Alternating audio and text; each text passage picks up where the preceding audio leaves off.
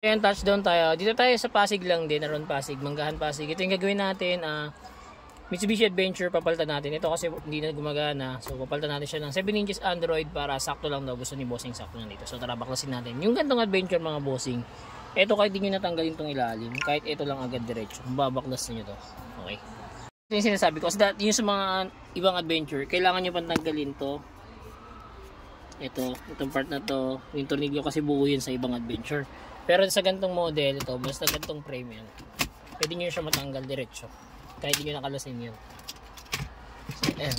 Kalas na. Tanggalin nyo na lang yung 4 na tornilyo kabilaan. Diskarte. Nabaklas na natin. Ayan yung dashboard. Yung pinaka-panel frame nya. Tapos ito. Ayan. Nakakapag-wiring na rin tayo. Tapos salpak natin mamaya after.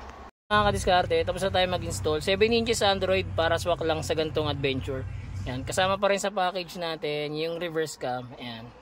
Tapos ito, pwede ka na dito mag-Waze, Netflix, YouTube, Google Maps. Ayan. Sa mga gusto po mag-upgrade, drop message lang. Don't forget to like and follow. Salamat!